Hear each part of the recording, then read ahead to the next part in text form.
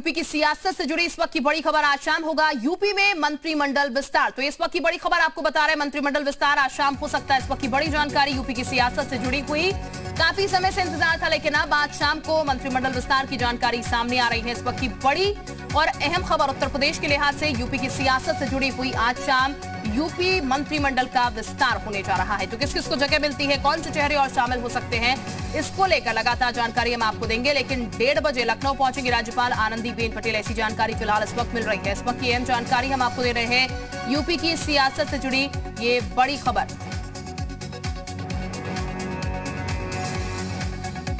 तो ये इस वक्त की बड़ी जानकारी हम आपको बता रहे हैं। काफी समय से ये बात चल रही थी कि कब मंत्रिमंडल विस्तार होगा, और हमारे इनपुट एडिटर मनोज राजन त्रिपाठी इस वक्त हमारे साथ जुड़ चुके हैं। मनोज जी, मंत्रिमंडल विस्तार का काफी समय से इंतजार हो रहा था, लेकिन अब जानकारी मिल रही है शाम तक ये मंत्रिमंडल विस्तार होगा, चुनाव से ठीक पहले। बिल्कुल सही कहा आपने, मंत्रिमंडल विस्तार भी होगा, आज शाम को ही होगा। और सबसे बड़ी बात है कि इस बार कोई सूत्र नहीं है, बिल्कुल ये फैसला है, कैबिनेट विस्तार होगा। मान के चलिए कि 6 से 7 मंत्री बन सकते हैं, जिसमें बेबी रानी मौर्य का नाम है, संगीता बिंद का नाम है। और सबसे बड़ा फेरबदल जो होने जा रहा है वो एक अच्छा फैसला लेने का अंदर से तय हो चुका है, वो है जितिन प्रसाद। जितिन प्रसाद जो कांग्रेस छोड़कर भाजपा में आए थे और उनको इस बात की शर्त भी थी कि वो मंत्री बनाए जाएंगे, तो जितिन प्रसाद का भी नाम आज उसमें शामिल है। और संजय निषाद, यानी हर कम्युनिटी का पूरी तरीके से ध्यान दिया गया है। अगर गौर करें तो बेबी रानी मौर्य जो है वो जाटव है, और संजय निषाद मल्लाह कम्युनिटी से आते हैं, बिंद भी उसमें से ही आते हैं, और संजय प्रसाद यूं तो कायस्थों में आते हैं। लेकिन गौर किया जाए तो जितिन प्रसाद का जो मामला है, वो मामला कांग्रेस से इधर आने पर उनको बतौर एक पारितोषिक, बतौर एक इनाम ये फैसला किया गया। बिल्कुल मनोज जी, यानी कि ये मानकर चला जाए 2022 की जो सियासत है वो इसी तरीके से चलेगी, और ऐसे में ध्यान जो है इस मंत्रिमंडल विस्तार को करते हुए खास तौर पर 2022 का भी रखा जाएगा। बिल्कुल सीधी सी बात है, क्योंकि हम इस समय चुनाव की चौखट पर खड़े हो गए। बस किसी दिन 2-3 महीने के अंदर किसी भी दिन नोटिफिकेशन जारी हो सकता है, और फिर सब लोग चुनाव में उतर जाएंगे। यूं भी अगर नेताओं के बयानों को देखिए, उनकी बयानबाजी देखिए, तो अब सीधे उनका सारा रुख जो है वो चुनाव की तरफ है।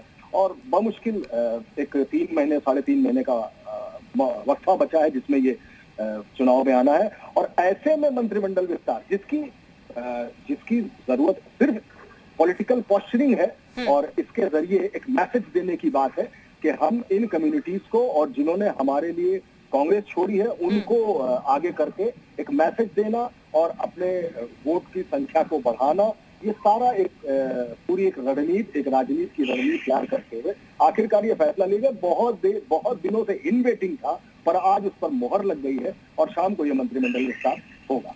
बिल्कुल, ये मानकर चला जाए मनोज जी, क्योंकि मंत्रिमंडल विस्तार का जो क्षेत्र होता है वो मुख्यमंत्री के हाथ में होता है, ऐसे में मानकर चला जाए अभी तक मंत्रिमंडल विस्तार नहीं हुआ था, नहीं किया गया था, सही समय का इंतजार किया जा रहा था, और वो इससे बेहतर ज्यादा सही समय नहीं होगा अभी 2022 के लिहाज से। बिल्कुल सीधी सी बात है, इसमें संगठन के भी साथ चर्चा होती है, संगठन भी बैठता है, और मुख्यमंत्री को भी पूरी तरीके से विश्वास में लिया जाता है। तमाम सारे नाम तय होते हैं, उन नामों में बाद में छटनी की जाती है, और ये तय होता है कि किस नजरिए से, किस पॉलिटिकल पोस्चरिंग के हिसाब से, और कैसा मैसेज देने के लिए आखिरकार ये मंत्रिमंडल विस्तार किया जाना चाहिए। तो मंत्रिमंडल विस्तार से ज्यादा बड़ी चीज है कौन कौन से कैंडिडेट मंत्री बनाए जा रहे हैं, और उनका क्या एक लॉन्ग टर्म मैसेज जा रहा है, जो जाकर लोकसभा के विधानसभा के चुनावों में किस तरीके से उनका असर देखने को मिलेगा। असल फैसला ये है। बिल्कुल मनोज राजन जी, एक बात तो साफ है, यहाँ पर जिस तरीके से नाम आप भी बता रहे हैं और किस बैकग्राउंड से आते हैं उसकी जानकारी भी दे रहे हैं, ये सीधे इशारा कर रहा है कि खास तबकों को साधने की कोशिश जो है वो इस मंत्रिमंडल के जरिए की जा रही है। आज विस्तार होगा, और जाहिर है कि 2022 के लिए, जैसा कि हम बार बार जिक्र कर रहे हैं, 2022 जो है उसको जीतना है, तो ये भी बेहद जरूरी है। जी बिल्कुल, ये बिल्कुल पूरी तरीके से मैसेज देने की ही तैयारी है ये। और ये वर्ज है जहां पे हम खड़े हुए हैं, उसको हम यूं ही कह सकते हैं कि बस सामने चुनाव है और सरकार के कामकाजों की समीक्षा है, सरकार के कामकाज जनता तक किस तरीके से पहुंचे, उन चीजों की समीक्षा है।